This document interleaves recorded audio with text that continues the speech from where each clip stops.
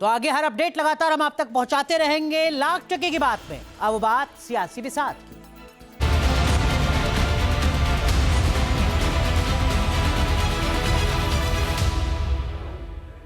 तो सियासी बिसात में खबर वंदे मातरम पर राज्यसभा में हो रही बहस की। राज्यसभा में बहस की शुरुआत केंद्रीय गृह मंत्री अमित शाह ने की।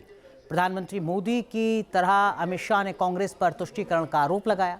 कांग्रेस की तरफ से मल्लिकार्जुन खड़गे ने बीजेपी को जवाब देने की कोशिश की।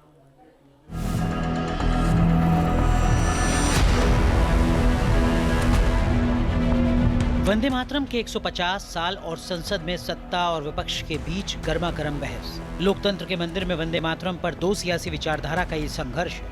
लोकसभा में पीएम मोदी ने बहस की शुरुआत की। राज्यसभा में गृह मंत्री अमित शाह ने इसका आगाज किया। उन्होंने कांग्रेस पर तुष्टीकरण का आरोप लगाया। मान्यवर, मेरे जैसे कई लोगों का मानना है कांग्रेस पार्टी को पसंद आए ना आए, अगर वंदे मातरम के तुष्टीकरण की नीति के तहत दो टुकड़े न करते तो देश का बंटवारा नहीं होता और देश पूरा होता। एक तरफ वंदे मातरम को खंड खंड करने का आरोप है, दूसरी तरफ आजादी की जंग में आरएसएस की भूमिका पर सवाल खड़े करते हुए कांग्रेस के सवाल हैं।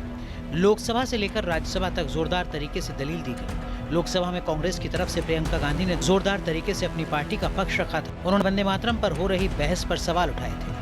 गृह मंत्री अमित शाह की तरफ से राज्यसभा में इसका जवाब दिया गया। ये बहस मुझे कुछ अजीब सी लग रही है। जैसे मैंने कहा, ये गीत देश की आत्मा का हिस्सा बन चुका है। 150 सालों से देशवासियों के दिलों में ये गीत बस चुका है। 75 सालों से हमारा देश आजाद है, तो फिर आज इस बहस की क्या आवश्यकता है? ये महान सदन में जब वंदे मातरम की चर्चा हो रही है, तब कल कुछ सदन सदस्यों ने लोकसभा में प्रश्न उठाया था कि आज वंदे मातरम पर चर्चा की जरूरत क्या है।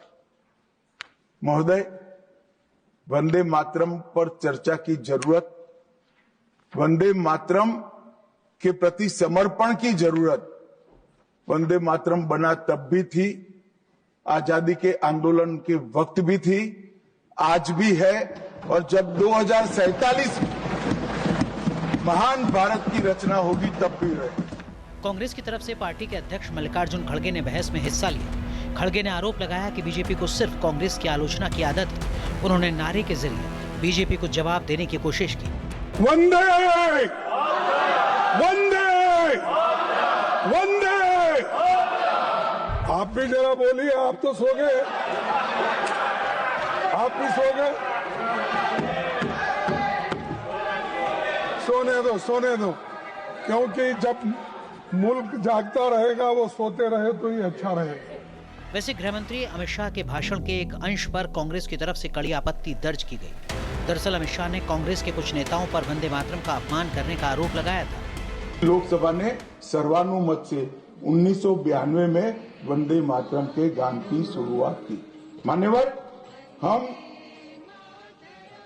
जब वंदे मातरम की गान की शुरुआत कर रहे थे, उस वक्त भी मैं नाम देना नहीं चाहता, वरना औचित्य के सवाल उठाएंगे, कुछ टेक्निकल मुद्दे उठाएंगे, मगर इंडिया अलायंस के ढेर सारे लोगों ने, मेरे पास नाम की सूची है, इनको आपत्ति नहीं हो तो मैं पढ़ सकता हूं, ढेर सारे लोगों ने कहा था कि हम वंदे मातरम नहीं गाए। अमित शाह के आरोपों पर कांग्रेस के सांसद जयराम रमेश ने इसके प्रमाण मांगे थे। गृह मंत्री शाह ने अपने भाषण में जिक्र की गई बातों को ऑथेंटिकेट करते हुए डॉक्यूमेंट्स एंड लिंक्स राज्यसभा के सभापति को भेजा है। ये उसी दस्तावेज की तस्वीर है। Team news nation. आपके मोबाइल पर तुरंत आएगी ब्रेकिंग न्यूज। स्क्रीन पर सबसे पहले दिखेगी बड़ी खबर।